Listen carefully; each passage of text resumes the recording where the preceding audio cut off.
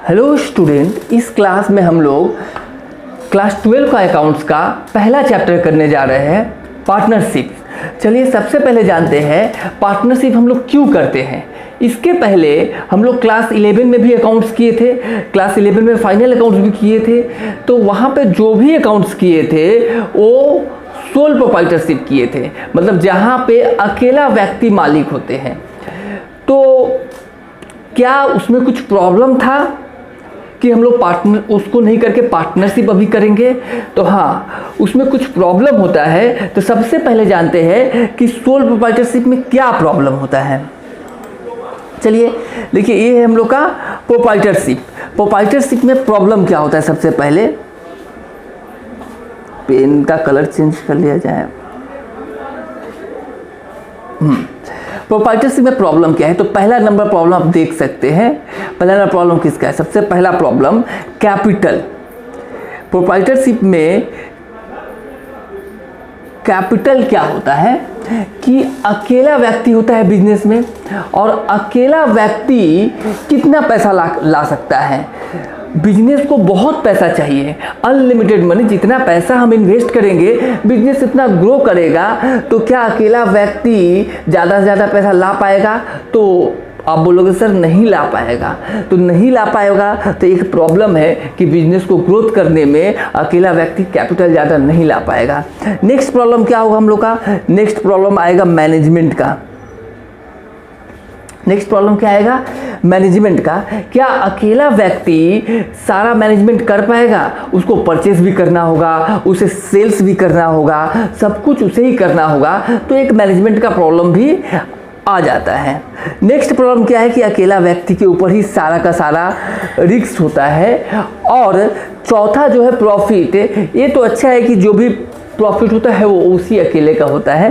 तो चलिए प्रोप्राइटरशिप का थोड़ा सा हम लोग को पता चल गया कि क्या क्या प्रॉब्लम होता है। इन सब प्रॉब्लम के लिए एक व्यक्ति जो है बिजनेस कर रहा है और अब उसको कैपिटल का कमी आ रही है, बिजनेस को डेवलप नहीं कर पा रहा है, तो क्या करेगा? तो वो क्या करेगा कि एक व्यक्ति, दो व्यक्ति, तीन व्यक्ति अपने साथ और जोड़ेगा। तो मान लीजिए ये एक व्यक्ति है, यहाँ पे एक व्यक्ति है, क्या करेगा? पहले से कर रहा है बिजनेस, अपने साथ नया पार्टनर और भी जोड़ लिया। और ये जैसे ही अपने साथ नया पार्टनर जोड़ता है तो अब जो बिजनेस है इसे सोल प्रोप्राइटरशिप हम लोग नहीं बोल सकते हैं। अब जो ये बिजनेस है ये बन जाता है पार्टनरशिप। इसको क्या हम लोग बोलते हैं? पार्टनरशिप।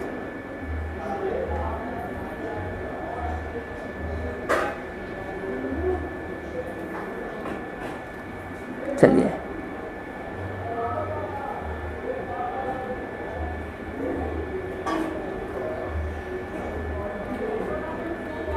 ये बन गया पार्टनरशिप। जब भी बिजनेस में दो या दो से ज़्यादा व्यक्ति जुड़ के बिजनेस करते हैं तो उसे हम लोग पार्टनरशिप कहते हैं। तो ये बन गया पार्टनरशिप। अब जैसे हर बिजनेस में एडवांटेज होता है तो डिसएडवांटेज भी होता है। तो पार्टनरशिप में क्या होगा कि जैसे ही दो या दो से ज़्यादा पार्टनर बिजनेस में आएंगे तो आपस में मिसअंडरस्टैंडिंग होगा और झमेला क्रिएट होगा, झगड़ा होगा।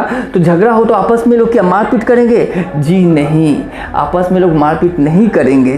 तो पूछोगे सर कि सर क्या करेंगे? तो बच्चों ये लोग कोर्ट में जाएंगे। कुछ भी प्रॉब्लम होगा तो ये लोग कहाँ जाएंगे? ये लोग कोर्ट में जाएंगे।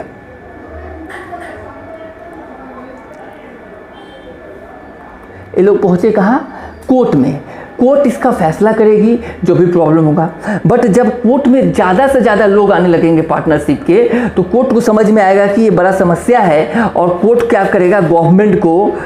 कोर्ट क्या काम करेगा? गवर्नमेंट को बोलेगा। गवर्नमेंट को क्या बोलेगा कि भाई इसके ऊपर एक रूल्स बनाओ।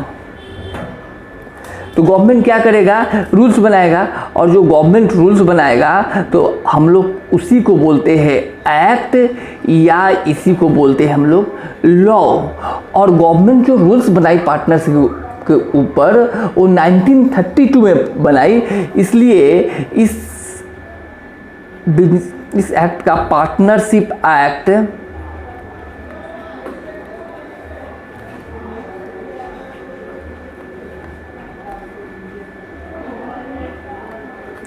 हम लोग इसे पढ़ते हैं पार्टनरशिप एक्ट 1932।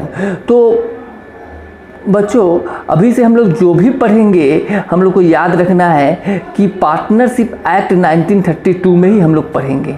ओके, जो भी डेफिनेशन पढ़ना है, कुछ भी करना है तो कहाँ लिखा होगा, वो पार्टनरशिप एक्ट 1932 में ही लिखा हुआ होगा। तो चलिए सबसे पहला काम होगा कि हम लोग डेफिनेशन पढ़ ले इसका, पार्टनरशिप एक्ट 1932 में क्या बोला गया है। देखिए तो ये आप लोग क्लियर है क्यों हम लोग पार्टनरशिप बिजनेस करते हैं। एक बार हम आपको फिर से बता देते हैं, क्योंकि सिंगल ऑनरशिप में सबसे बड़ा प्रॉब्लम होता है कैपिटल का, लिमिटेड कैपिटल होता है एक व्यक्ति के पास, तो इसलिए उसे ज़रूरत होता है कि बिजनेस में और भी लोग को जोड़े। एक नंबर प्रॉब्लम। दूसरा, उसके पास मैनेजमेंट का प्रॉब्लम होता है, तो जैसे ही लोगों को जोड़ता है तो मैनेजमेंट का प्रॉब्लम सॉल्व होता है, क्योंकि कुछ लोग परचेज देखते हैं, कोई सेल्स देखते हैं, ऐसे करके प्रॉब्लम थोड़ा सॉल्व होता है, रिस्क भी बढ़ जाता है। तो इस तरह से पार्टनरशिप बिजनेस सोल प्रोप्राइटरशिप से बेहतर है। बट सोल पार्टनरशिप करते करते प्रॉब्लम होता है कि पार्टनर्स में आपस में मिसअंडरस्टैंडिंग की वजह से झमेला होना, और जैसे ही झमेला होता है तो सब लोग कोर्ट में जाते हैं, और कोर्ट में ज़्यादा लोग पहुंचने के कारण कोर्ट गवर्नमेंट को बोलती है कि भाई रूल्स बनाओ। तो गवर्नमेंट क्या करती है, रूल्स बनाती है इसके ऊपर, और ये जो रूल्स बनाती है गवर्नमेंट, इसी को हम लोग एक्ट या लॉ कहते हैं। और जो गवर्नमेंट अभी हम लोग के पास पार्टनरशिप पढ़ने के लिए है वो 1932 में बना था, इसलिए पार्टनरशिप एक्ट 1932 जो भी पढ़ेंगे हम लोग वो इसी एक्ट में पढ़ेंगे, पार्टनरशिप एक्ट 1932। चलिए सबसे पहले हम लोग देख लेते हैं इसका डेफिनेशन।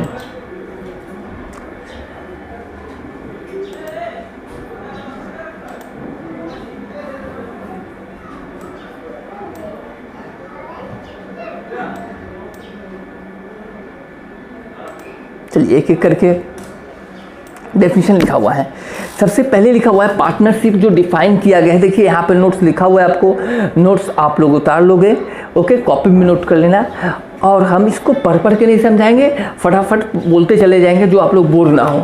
हम जब समझाएंगे आप लोगों को सुनना है। थ्योरी बहुत ज़्यादा इंपॉर्टेंट है, क्योंकि एमसीक्यू और एसक्यू इसी के ऊपर आएगा, तो बहुत ज़्यादा जरूरी है नॉलेज के लिए। चलिए पार्टनरशिप डिफाइन किया गया है पार्टनरशिप एक्ट 1932 में, याद रखना है, और सेक्शन 4 याद रखना है। ये दोनों कान खोल के आप लोग रखोगे, एकदम से एकदम जो बोल रहे हैं वो सुनो। पार्टनरशिप एक्ट किस ईयर में बना था, 1932 में, और कौन सा सेक्शन में, 4 में। क्या बोलता है, तो पार्टनरशिप रिलेशन है किसके बीच में, बिटवीन 2 और मोर पर्सन्स, बिटवीन 2 और मोर पर्सन के बीच में रिलेशन होता है। ठीक है, who have agreed to share the profit of the business, जो एग्री करते हैं बिजनेस का प्रॉफिट में शेयर करने का, एक्टिंग फॉर ऑल और any of them acting for all, मतलब या तो सब मिलके कैरी करेगा बिजनेस, या कोई एक करेगा, सबके लिए करेगा।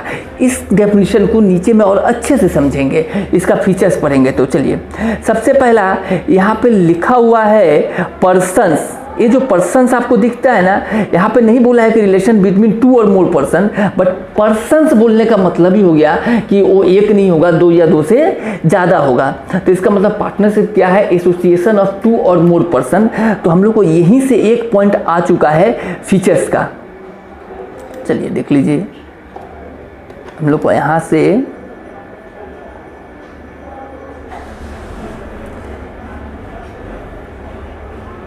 एक पॉइंट आ गया, पर्सन से मिल गया, एसोसिएशन ऑफ 2 और मोर पर्सन हम लोग समझ गए। अच्छा, एसोसिएशन ऑफ 2 और मोर पर्सन में क्या समझना है, तो सबसे पहला बात कि इसमें मिनिमम नंबर पर्सन 2 और मैक्सिमम जो है अकॉर्डिंग टू कंपनी एक्ट 2013 मतलब इसमें हुआ क्या था कि कंपनी एक्ट 2030 गवर्नमेंट को, मतलब सेंट्रल गवर्नमेंट को बोला गया था कि आप इसका रूल सेट कर दो एक, तो सेंट्रल गवर्नमेंट रूल सेट किया। तो 100 बोला था कि 100 सेट करना है, 100 से ज़्यादा नहीं करना है, 100 मैक्सिमम लिमिट दिया गया था गवर्नमेंट को। तो गवर्नमेंट क्या किया, 50 सेट किया कि पार्टनरशिप बिजनेस 50 हो सकता है। तो मैक्सिमम नंबर ऑफ पार्टनर्स कितना होगा, पार्टनर्स बिजनेस 50, मिनिमम कितना होगा, 2। ठीक है, अब अगर पहले और जो 2 होगा, जो 2 पार्टनर होगा मिनिमम, वो दोनों का दोनों कैसा पार्टनर होना चाहिए, तो यहाँ पे एक लाइन लिखा हुआ है, आप देख सकते हैं, competent to enter into partner लिखा हुआ है यहाँ पे, competent to enter into an agreement, मतलब जो एग्रीमेंट में इंटर करने लायक हो। जैसे कि अगर हम 18 साल के नीचे के बच्चा को बोलेंगे तो उसको बोलते हैं माइनर। जैसे बाबू आप लोग हो, माइनर हो, मतलब आपका एज में भी 17 प्लस होना चाहिए, तो आप माइनर हो, तो आप कोई कॉन्ट्रैक्ट नहीं कर सकते, एग्रीमेंट नहीं बना सकते। अगर हम आपके साथ बिजनेस करते हैं, कोई एग्रीमेंट बनाते हैं, तो फॉल्स है, सही नहीं है। तो वही बोला गया, जो पार्टनर होगा, दो पार्टनर जो होगा वो क्या होना चाहिए, वो होना चाहिए माइनर नहीं होना चाहिए, एक नंबर। और दूसरा नंबर ऐसा हो सकता है कि कोई कि 18 साल का ऊपर हो, मेंटली सही होना चाहिए। जैसे कि एक मूवी था ऋतिक रोशन का, तो हम लोग क्या देखे थे, ऋतिक रोशन का एज तो 18 से ऊपर हो गया है, बट उसका दिमाग जो है अभी भी बच्चा हो रहा था। तो वैसा व्यक्ति के साथ भी हम लोग नहीं कर सकते हैं कॉन्ट्रैक्ट, एग्रीमेंट। चलिए, तो यहाँ पे लिखा हुआ आप लोग और पढ़ लीजिएगा। हम लोग आगे देखते हैं नेक्स्ट पॉइंट। अच्छा, नेक्स्ट पॉइंट हम लोग एग्रीमेंट कहाँ से आया, तो यहाँ पे लिखा हुआ है ना रिलेशन। रिलेशन का मतलब ही होता है एग्रीमेंट। ये जो रिलेशन है, रिलेशन का मतलब क्या होता है, एग्रीमेंट। पार्टनरशिप रिलेशन है बिटवीन टू और मोर पर्सन का, तो partnership is the agreement between two और मोर पर्सन। पार्टनरशिप एग्जिस्ट होता है एग्रीमेंट होने से। विदाउट एग्रीमेंट पार्टनरशिप एग्जिस्ट नहीं होता है, मतलब पार्टनरशिप का जन्म ही नहीं होता है विदाउट एग्रीमेंट। तो एग्रीमेंट होना जरूरी है। एग्रीमेंट में भी ओरल और रिटेन, मतलब ऐसे भी बोल के भी हो सकता है और लिख के भी हो सकता है, बट लिखा हुआ ज़्यादा अच्छा होता है। अच्छा, नेक्स्ट पॉइंट अगर हम लोग देखते हैं तो कैरिंग ऑन बाय ऑल और any of them acting for all, ये भी यहाँ पर डेफिनेशन में आप लोग को दिखाए थे, लिखा हुआ है साफ साफ, है ना, कैरिंग ऑन बाय ऑल और any of them acting for all. तो यहीं से ये वाला भी पॉइंट आया। तो ये पॉइंट जो है कैरिड ऑन बाय ऑल और any of them acting for all, इसका दो मतलब है। सबसे पहला तो बिजनेस कैरिड होना चाहिए। कैरिड का मतलब बिजनेस चलना चाहिए, ऐसा नहीं कि कॉपी में किताब में बिजनेस चल रहा है, बिजनेस सही का चलना चाहिए। और दूसरा नंबर बात कि कैरिड बाय ऑल, या तो बिजनेस सबके द्वारा चलना चाहिए, जो भी 3 पार्टनर या 4 पार्टनर है, या तो उनमें से कोई एक पार्टनर है। और अगर किसी, जैसे मानते हैं कि ए बी सी 3 पार्टनर है और ए क्या कर रहा है, डी को पेमेंट किया, तो इसका मतलब ये है कि बी भी पेमेंट किया और सी भी की पेमेंट किया। इसी का मतलब है कि एक्टिंग फॉर, मतलब एक आदमी कर रहा है पर सबके लिए। तो चलिए, ये भी क्लियर हो गया। नेक्स्ट है बिजनेस क्या होना चाहिए, आप देख सकते हैं लॉफुल होना चाहिए। यहाँ पे बिजनेस दिया हुआ है, यहाँ से याद रखेंगे, ये जो बिजनेस दिया हुआ है तो बिजनेस क्या होना चाहिए, लॉफुल होना चाहिए। तो लॉफुल का मतलब, बिजनेस लॉफुल का मतलब क्या है, गवर्नमेंट के नज़र में कोई इलीगल काम नहीं होना चाहिए। जैसे कि हम लोग बम का बिजनेस, शराब का बिजनेस, ये सब नहीं कर सकते हैं, ठीक है, वो अनलॉफुल है। प्रॉफिट शेयरिंग, तो प्रॉफिट शेयरिंग तो यहाँ पे है ही, डेफिनेशन में दिया हुआ है, यहाँ पे प्रॉफिट का बात किया हुआ है। कोई भी पार्टनर्स जब बिजनेस में एंट्री लेता है तो किस लिए लेता है, प्रॉफिट को बांटने के लिए लेता है, प्रॉफिट के लिए आता है। तो यहाँ पे प्रॉफिट शेयरिंग जो होगा होना जरूरी है। कैसे हो सकता है, तो या तो दिया हुआ होगा, पहले ही बातचीत हो जाएगा, एग्रीमेंट जब बनेगा तो लिख देंगे, या अगर नहीं लिखा हुआ होगा तो प्रॉफिट जो है बराबर बराबर यानी इक्वली बांट दिया जाता है। तो आप लोग को ये समझ में आ गया होगा। नेक्स्ट, अच्छा, नेक्स्ट हम लोग आते हैं, ये क्या है, पार्टनर्स फर्म।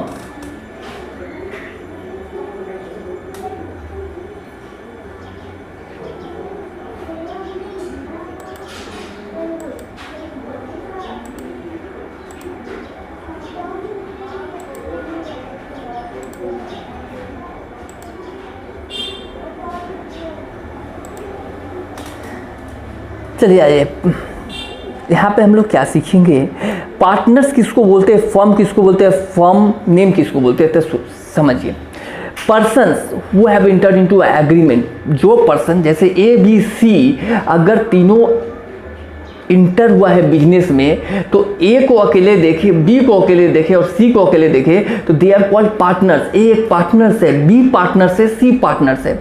बट अगर तीनों एक साथ मिल जाए तो हम लोग पता है क्या बोलेंगे, तो इस तीनों को अगर एक साथ मिल जाए तो हम लोग इसे फर्म बोलेंगे। मतलब ए अगर अकेला है तो पार्टनर, और ए बी सी एक साथ है तो फर्म। और जिस नाम के अंडर में ये लोग बना है, मतलब काम हो रहा है उस बिजनेस, उसे हम लोग बोलेंगे फर्म नेम। तो ये तीनों पॉइंट हो गया, पार्टनर्स भी हो गया, फर्म भी हो गया, फर्म नेम भी हो गया। अभी हम लोग आएंगे टाइप्स ऑफ पार्टनर। यहाँ पे लिखा हुआ है 3 पार्टनर है, एक्टिव पार्टनर, स्लीपिंग पार्टनर और माइनर पार्टनर। एक्टिव पार्टनर किसे कहते हैं? तो ऐसा हो सकता है ए बी सी में से सी जो आया है उसके पास टाइम नहीं है, वो सिर्फ मनी प्रोवाइड कर रहा है, ए और बी काम कर रहे हैं, तो ए और बी को हम लोग बोलेंगे एक्टिव पार्टनर, और सी जो सिर्फ पैसा दे रहा है उसे बोलेंगे हम लोग स्लीपिंग पार्टनर। माइनर पार्टनर कौन होता है? ऐसा पार्टनर, जैसे कि हम पहले बताए कि क्या माइनर को ले सकते हैं पार्टनर पे? नहीं, पहला 2 के लिए नहीं ले सकते हैं, बट तीसरा पार्टनर को ले सकते हैं माइनर में, बट वो सिर्फ प्रॉफिट के लिए आएगा, लॉस के लिए नहीं आएगा, याद रखें। नेक्स्ट पॉइंट आता है, हम लोग पढ़ेंगे पार्टनरशिप डीड किसे कहते हैं। तो जो एग्रीमेंट बना है ना, जिसमें लिखा हुआ होगा कौन कितना कैपिटल लाएगा, कौन प्रॉफिट शेयरिंग रेशियो क्या होगा, वही रिटेन एग्रीमेंट को ही पार्टनरशिप डीड कहते हैं हम लोग। यहाँ पे साफ साफ लिखा हुआ है पार्टनरशिप डीड में क्या क्या कंटेंट होता है। तो बिजनेस का नेम हो सकता है, बिजनेस का एड्रेस हो सकता है, पार्टनर्स का एड्रेस, पार्टनर्स का नेम, पार्टनर्स कितना कैपिटल लाएगा, मतलब जो भी चीज़ होगा सारा कुछ एग्रीमेंट में हम लोग लिख देते हैं। चलिए, इसके बाद है एमसीक्यू। तो एमसीक्यू हम लोग पढ़ते हैं। एमसीक्यू करने के लिए आप लोग याद रखें कि पहला वीडियो आप लोग देखेंगे वहाँ तक, दूसरा वीडियो भी आप लोग देखेंगे, और दूसरा वीडियो देखने के बाद आप लोग ये एमसीक्यू सॉल्व करेंगे, पहले नहीं करेंगे। ये नहीं कि अभी थ्योरी पर एमसीक्यू करेंगे यहाँ तक, अभी जहाँ तक थ्योरी पढ़े वहाँ तक पढ़ेंगे, इसके बाद अभी नहीं पढ़ेंगे। उसके बाद सम्स वाला पूरा कंप्लीट करेंगे, उसके बाद एमसीक्यू में आएंगे, तब जाके एमसीक्यू पूरा समझ में आएगा। चलिए एक बार हम रीड करके अब फटाफट एमसीक्यू समझा देते हैं। एमसीक्यू बहुत इंपॉर्टेंट होता है, अगर आपको अकाउंट में 100 में 100 लाना है, याद रखें, क्योंकि एमसीक्यू, सिर्फ एमसीक्यू जो होता है वो आता है 24 मार्क्स, ओके, और 12 नंबर का आता है थ्योरी। तो कितना हो गया? 36 मार्क्स हो गया, सोच लीजिए। तो 36 नंबर का तो यही हो गया, 36 मार्क्स का थ्योरी एंड एमसीक्यू। अगर इसको अच्छे से नहीं पढ़ते हैं ना तो 100 में 100 नहीं आएगा, 70-80 से ज़्यादा मार्क्स आ सकता है। इसलिए इसको अच्छे से पढ़ेंगे, बहुत अच्छे से पढ़ेंगे, और हम गारंटी दे रहे हैं कि आप लोग को ये जो एमसीक्यू है ना, सिर्फ आप लोग सुनते रहे, हम जितना सॉल्व कराएंगे, थ्योरी पढ़े वो सुन लिए, उसका एमसीक्यू जो पढ़ा है वो सुन लीजिए, बस। कभी भी एमसीक्यू पढ़ना नहीं होगा, आपको 100% 24 में 24 मिल जाएगा। चलिए देखते हैं, क्योंकि हम जितना थ्योरी पर, अभी थ्योरी और भी है, और भी एमसीक्यू होगा, बट अभी जितना थ्योरी पढ़े, सम्स किए, उसके ऊपर इतना एमसीक्यू है। इससे क्या होगा, आप लोग का बोझा ज़्यादा नहीं होगा सर पे। चलिए, सबसे पहला present partnership act was enacted in the, कौन सा ईयर में प्रेजेंट पार्टनरशिप इनेक्ट हुआ है? अभी हम क्वेश्चन पढ़े, आपका दिमाग में आ चुका होगा, 1932। आंसर क्या होगा? 1932। Next, agreement among the partners is called. Partnership में जो एग्रीमेंट होता है इसे क्या कहते हैं हम लोग? आपको समझ में आ गया होगा, partnership deed. Profit and loss appropriation account is prepared, यहाँ पे अकाउंट गलत है, इज प्रिपेयर्ड आफ्टर। अभी जैसे एक क्वेश्चन है, पीएल एप्रो किसके बाद बनता है? तो अगर आप वो वीडियो, सम्स वाला वीडियो नहीं देखेंगे तो ये नहीं बता पाएंगे आंसर। तो इसलिए बोले हम, आप सेकंड वीडियो देखें, उसके बाद एमसीक्यू करें। पीएल एप्रो किसके बाद बनता है? तो हमें पता है ट्रेडिंग के बाद बनता है पीएल, और पीएल से के बाद बनता है पीएल एप्रो। तो यहाँ आंसर क्या होगा? C, profit and loss appropriation account. अच्छा, agreement of a partnership firm is, अच्छा ये चीज़ सुन लीजिए, एग्रीमेंट जो होता है कंपलसरी होता है, हम पहले ही बोले, क्योंकि पार्टनरशिप एग्जिस्ट ही करता है एग्रीमेंट बनने के बाद, तो इसलिए एग्रीमेंट कंपलसरी होता है, वो याद रखेंगे। रजिस्ट्रेशन कंपलसरी नहीं होता है, पार्टनरशिप का रजिस्ट्रेशन कराए या ना कराए कोई प्रॉब्लम नहीं है, बट एग्रीमेंट कराना है। चलिए, तो एग्रीमेंट क्या है? कंपलसरी। अच्छा, रजिस्ट्रेशन क्या होगा? Optional. Minimum number of person in a firm, partnership firm, ये मिनिमम नंबर हम लोग पता है 2।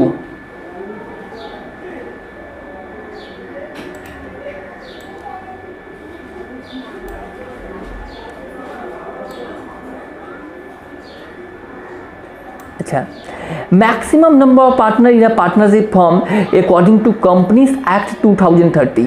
अभी हम समझाए थे कंपनी एक्ट 2030 के हिसाब से मैक्सिमम नंबर क्या होगा, 50। ये नहीं, ये सही वर्ड सही है। नेक्स्ट है the partner who do not take part in the conduct of business. ऐसा पार्टनर जो कि बिजनेस में नहीं काम कर रहे हैं, सिर्फ पैसा दे रहा है, उसे हम लोग क्या बोलते हैं, आपके दिमाग में आ गया होगा, स्लीपिंग पार्टनर। चलिए फिल इन द ब्लैंक्स है, नेक्स्ट पेज में मिल जाएगा।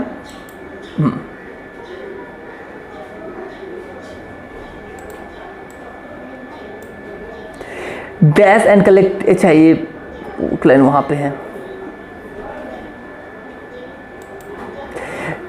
यहाँ लिखा हुआ है persons who have entered into a partnership with one another are called individually. क्या बोलते हैं, हम समझाए थे इंडिविजुअली हम लोग बोलते हैं पार्टनर्स, एंड कलेक्टिवली अगर हो जाए तो उसे क्या बोलते हैं, कलेक्टिवली बोलते हैं फर्म। और the name under which business is carried on, और जिस नाम के अंदर बिजनेस चलता है उसे हम लोग कहते हैं फर्म नेम। तो ये भी समझ में आ गया। फिर से बोला यहाँ पे पार्टनर्स, यहाँ पे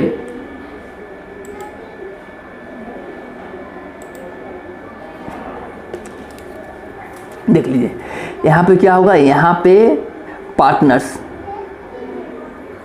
जगह नहीं है, पार्टनर्स। यहाँ कलेक्टिवली के हम लोग क्या बोलते हैं, कलेक्टिवली हम लोग बोलते हैं फर्म, और यहाँ पे फर्म नेम। ठीक है, नेक्स्ट आ जाइए। On which section the Indian partnership act 1932 defines. आप बोल सकते हो answer section 4। A partner who has not attained the age of maturity, जो उसका एज ऑफ मैच्योरिटी अटेंड नहीं हुआ, 18 साल नहीं हुआ, उसे क्या बोलते हैं हम लोग, minor partner. Profit and loss appropriation account is actually nominal account. PL appro क्या है, नॉमिनल अकाउंट है। जिस तरह से ट्रेडिंग है पीएल है, उसे पीएल एप्रो भी नॉमिनल अकाउंट है।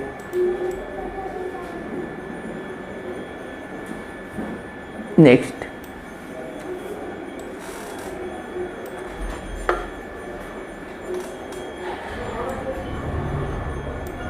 fill in the blank. The partners firm must be carried on by all or any of them acting for all. इस समझ में आ गया, acting for all. Fill in the blank. Dash of a firm distribute among partner through PL. मतलब firm का क्या चीज़ बांटते हैं, तो फर्म का आप लोगों को याद होगा नेट प्रॉफिट को हम लोग बांटते हैं। इसको भी अगर हम लोग वहाँ पे सम्स नहीं करेंगे तो ये चीज़ भी नहीं समझ में आएगा, इसलिए बोले दूसरा वीडियो पहले देखें उसके बाद इसे देखना है।